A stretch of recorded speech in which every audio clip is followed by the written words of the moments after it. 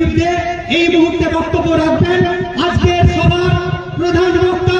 একবার জোরে হাততালি সবাই মিলে প্রিয় রাজীবের জন্য সম্মানীয় রাজীব ব্যানার্জি মহাশয়, প্রাক্তন মন্ত্রী, পশ্চিমবঙ্গ সরকার। ধন্যবাদ প্রিয় সঞ্চালক মহাশয়কে। মঞ্চে উপস্থিত আছেন একটা সময় যার কলমের ধারে এই বামফ্রন্টের যে বৈজ্ঞানিক রিগিং পদ্ধতি যিনি প্রথম উন্মোচন করেছিলেন, দিনের পর দিন তাদের বিরুদ্ধে বিভিন্ন খবরের কাগজ, তার লেখা বই আপনারা বিভিন্ন জায়গায় দেখেছেন। আমি অত্যন্ত আনন্দিত যে আজকে আমাদের ব্রাহ্মণ ট্রাস্টের সভায় সেই বিখ্যাত সাংবাদিক যিনি সাইন্টিফিক রিগিং এর তত্ত্ব প্রথম বার করেছিলেন এই বাংলায়, সেই প্রবীণ ঘোষাল মহাশয়, প্রাক্তন বিধায়ক, আজকে আমাদের এখানে উপস্থিত আছেন। উপস্থিত আমার আর এক শ্রদ্ধেয় দাদা সমাজসেবী অসিত বন্দ্যোপাধ্যায় এখানে উপস্থিত আছেন। এবং এটাই তো সনাতন ধর্মের সব থেকে বড় পরিচয় যে আমরা কি আজকে বাংলায় আমরা সব থেকে গর্ববোধ করি এই কারণে যে আমরা মনে করি সারা ভারতবর্ষের মধ্যে বাংলার কৃষ্টি, সংস্কৃতি, ঐতিহ্যের কাছে কারো কোথাও তুলনা করা যায় না। তার প্রমাণ এই সিরাজ খানের মতো লোকেরাও আজকে এই ব্রাহ্মণ ট্রাস্টের সভায় উপস্থিত আছে। আজকে এখানে অনেকে আছেন, অনেকক্ষণ ধরে সভা চলছে। আমি দীর্ঘক্ষণ সময় নেব না। অনেক বক্তা, বিশেষ করে আমার অত্যন্ত প্রিয়, যাকে সামনে রেখে এই সনাতন ব্রাহ্মণ ট্রাস্ট আমরা শুরু করেছিলাম, ভাই শ্রীধর মিশ্র সুন্দরভাবে আপনাদের ব্যাখ্যা করেছেন। সিরাজদা সহ অন্যান্য বক্তারা, অসুবিধা সবাই মিলে ভালো করে বক্তব্য রেখেছে। আমি শুধু একটা কথাই বলব যে এখন হঠাৎ করে রাজনীতির স্বার্থে কেউ কেউ বাইরে বেরিয়ে পড়েছে, শুধুমাত্র নিছক রাজনৈতিক স্বার্থে। কই আজ থেকে 3 বছর আগে এই পোস্টার তো আমরা কোথাও দেখিনি যে সব হিন্দুরা এক হোক। কেউ দেখেছিলেন? কেউ দেখেছিলেন যে সব হিন্দুরা এক হোক? আজ থেকে 3 বছর আগে আমরা কোনোদিন এই পোস্টার দেখিনি। আর আজকে এই পোস্টার দেখছি কেন না, শুধু নিজের প্রচার করার জন্য, রাজনৈতিক সুবিধা লাভ করার জন্য। আরে সব হিন্দুরা এক হোক, হিন্দুরা এখানে এক নেই। ও তোমাকে ভোট দিচ্ছে না বলে, ভারতীয় জনতা পার্টিকে ভোট দিচ্ছে না বলে সব হিন্দুরা এক হবে? হিন্দুদের এত দৈন্য দশা হয়ে গেছে। আরে আমরা তো মনে করি আজকে ব্রাহ্মণ ট্রাস্টের এই সভা থেকে আমাদের স্লোগান হোক সব বাংলার মানুষ এক হোক। এর থেকে বড় স্লোগান কিছু হতে পারে বলে আমি মনে করি। আরে হিন্দুরা এক ছিল, হিন্দুরা এক আছে, হিন্দুরা আগামী দিনেও এক থাকবে। কিন্তু তোমার রাজনৈতিক স্বার্থ সিদ্ধি করার জন্য হিন্দুরা এক হয়ে তোমাকে শুধু ভোট দেবে, এটা কোনোদিনও হতে পারে না। আজকে এগুলো সব ভণ্ড রাজনৈতিক নেতা বাজারে বেরিয়ে গেছে। আমার নিজের খারাপ লাগে।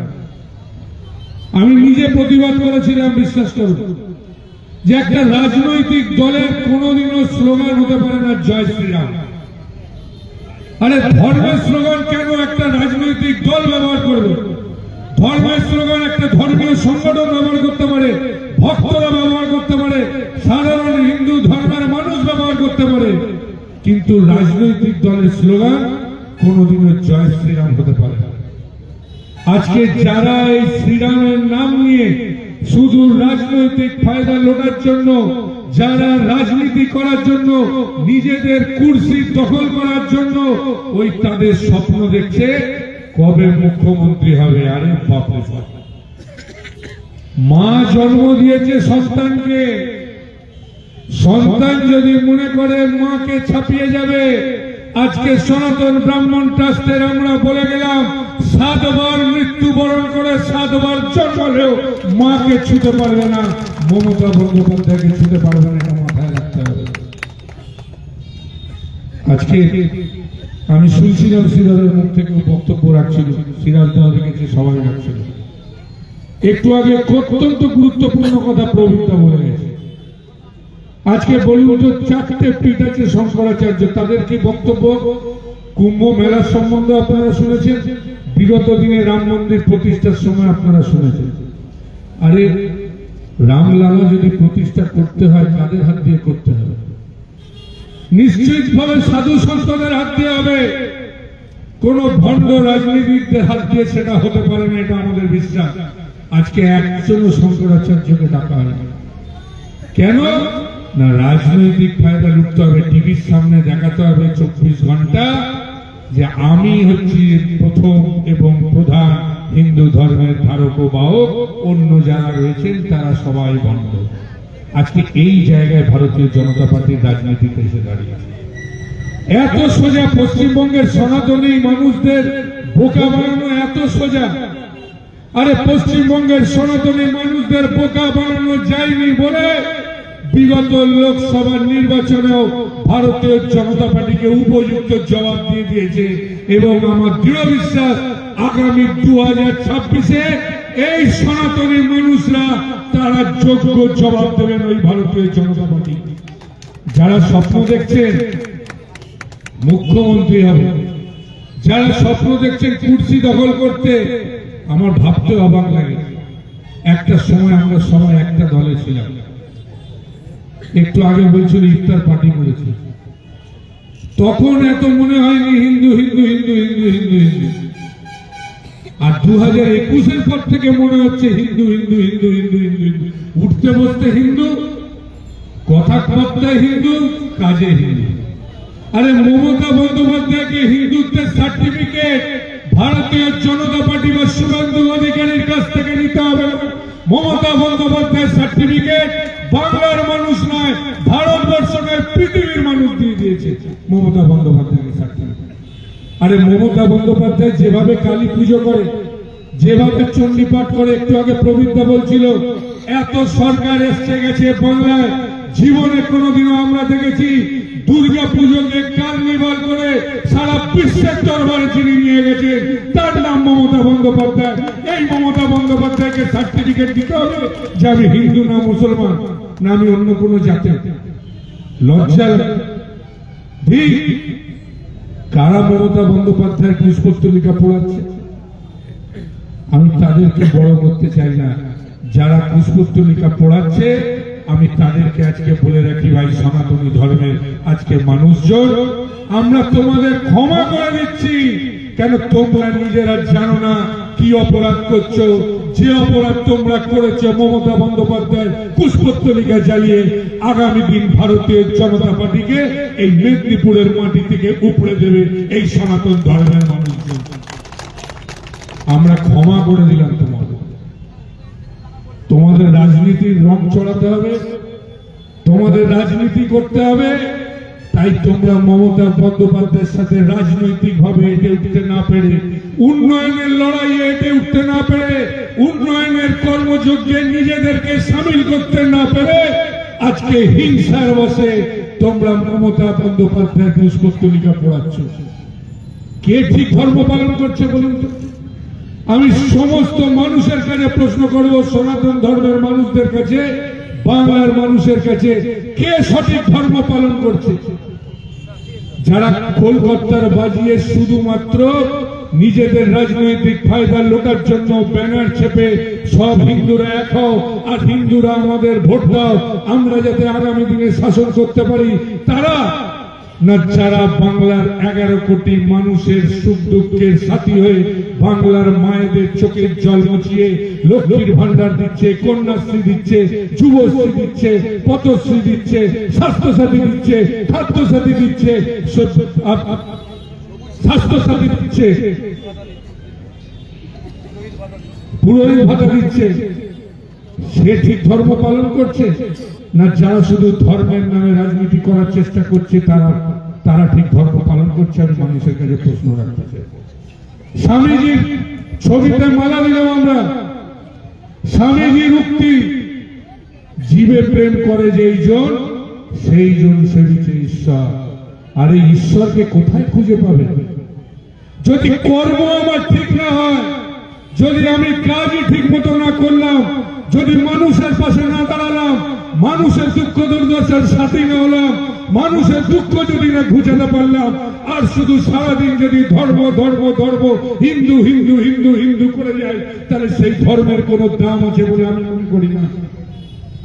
ঠিক এরকম ধর্মের দরকার নেই। কর্মের অপর নাম হচ্ছে ধর্ম। আজকে মমতা বন্দ্যোপাধ্যায় স্বামীজির উক্তি মেনে তিনি কাজ করছেন, জীবে প্রেম করছেন, মানুষের পাশে দাঁড়াচ্ছেন, মানুষের চোখের জল মোছাচ্ছেন। তাই জীবে প্রেম করে যেই জন, সেই জন সেবিছে ঈশ্বর, সেই আসল ধর্ম করছে। তার নাম হচ্ছে মমতা বন্দ্যোপাধ্যায়, তার নাম শুভেন্দু অধিকারী কোনোদিনও হতে পারে না।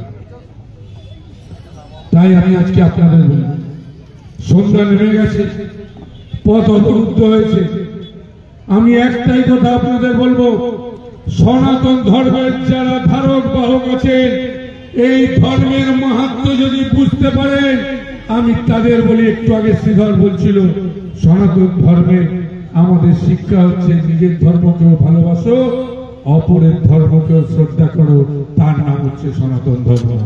আমি অপরকে অশ্রদ্ধা করছি, অপরকে গালাগাল দিচ্ছি, আজকে আমার তো মনে হয় সনাতন ধর্মের মানুষরা নিশ্চিতভাবে গর্জে উঠবে, যে ভাষায় ভারতীয় জনতা পার্টি এই বর্তমানে যারা প্রচার করছে, যারা বর্তমানে ছবি দিয়ে নিজেদের রাজনৈতিক স্বার্থ সিদ্ধি করছে, তারা যেভাবে মমতা বন্দ্যোপাধ্যায়কে যে ভাষায় কুরুচিকর ভাবে ব্যক্তি আক্রমণ করছে, আমার দৃঢ় বিশ্বাস সনাতন ধর্ম এত ছোট নয়।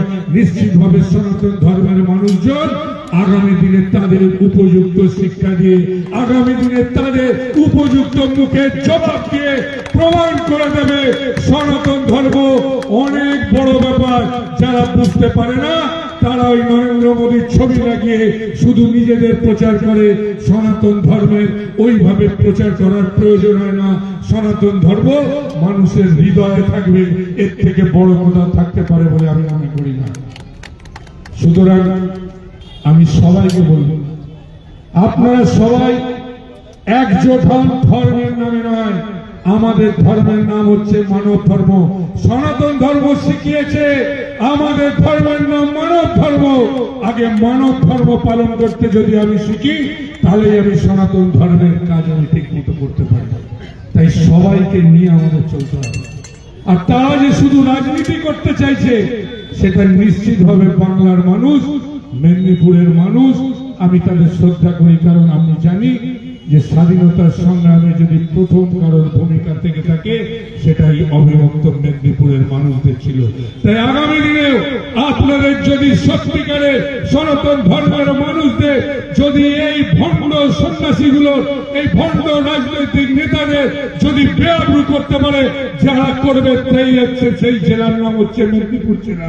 সেই জেলা প্রথম দেখিয়ে দেবে যে এই রাজনৈতিক ভণ্ডদের বেআব্রু কিভাবে করতে হয়। তাই আগামী দিনে আসুন, সব হিন্দু এক হও নয়, সব বাংলার মানুষ এক হও, একজোট হয়ে আগামী দিনে আমাদের বাংলার মা, যিনি সুখ দুঃখের সাথে মমতা ব্যানার্জি, সেই মমতা বন্দ্যোপাধ্যায়কে আবার পশ্চিমবঙ্গের মুখ্যমন্ত্রী করে মানুষের যাতে আরো বেশি করে সেবা করতে পারে। ওরা কি করেছে? কিচ্ছু করে, খালি মুখে ভাষণ। আর মমতা বন্দ্যোপাধ্যায় করে দেখিয়েছে। মমতা বন্দ্যোপাধ্যায় 2011 সালে সরকারে আসার আগে কোনোদিনও বলেনি আমি কন্যাশ্রী করব, কোনোদিনও বলেনি আমি সবুজ সাথীর সাইকেল দেবো, কোনোদিনও বলেনি আমি স্বাস্থ্য সাথীর কার্ড দেবো, কোনোদিনও বলেনি আমি ট্যাব দেবো, কোনোদিনও বলেনি যে আমি সবার জন্য বিনামূল্যে রেশনের ব্যবস্থা করব। তিনি বলেছিলেন যে আমি সমস্যা জানি, আমি যদি সরকারে আসি, আমি মানুষের দুঃখ দুর্দশা ঘুচাবার জন্য যা করার করব। আর মমতা বন্দ্যোপাধ্যায় যা কথা দেয়, সেই কথা মমতা বন্দ্যোপাধ্যায় রাখে। এদের মতো নয় যে সকালে একরকম বলি আর বিকেলে আর একরকম বলি। সুতরাং ভরসা যদি করতে হয়, আস্থা যদি রাখতে হয়, বিশ্বাস যদি করতে হয়, তাহলে ওই ভণ্ড রাজনৈতিক নেতাদের নয়, একজনকে বিশ্বাস করুন, তার নাম মমতা বন্দ্যোপাধ্যায়। তাকে নতুন করে হিন্দুত্বের সার্টিফিকেট ভারতীয় জনতা পার্টির থেকে নিতে হবে না, তার ব্রাহ্মণের সার্টিফিকেট শুভেন্দু অধিকারীর থেকে নিতে হবে না। তাকে যারা চেনেন জানেন, তারা সবাই জানেন যে মমতা বন্দ্যোপাধ্যায় কি। তাই আপনারা অনেকক্ষণ ধৈর্য ধরে অপেক্ষা করেছেন। আমি আর সময় নষ্ট করব না। সনাতন ব্রাহ্মণ ট্রাস্ট এগিয়ে চলুক। আমি আবার বলছি, যত রকম সাহায্য সহযোগিতার দরকার ব্রাহ্মণ ট্রাস্টকে করব। অনেক পুরোহিতরা এখনো ভাতা পাননি, তাদের জন্য অলরেডি মমতা বন্দ্যোপাধ্যায়ের কাছে দরবার করা হয়েছে। এবং আগামী দিনে আমার গরিব পুরোহিত, আমি বারবার বলি, পুরোহিতদের মতো এত দুস্থ অবস্থা অনেকের নেই।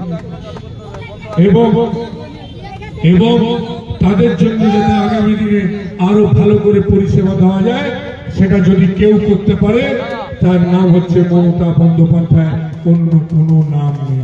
তাই সবাই ভালো থাকুন।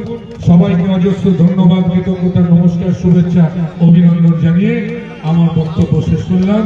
জয় হিন্দ, বন্দে মাতরম, বন্দে পুরুষোত্তম, বন্দে সনাতনম। রাজীব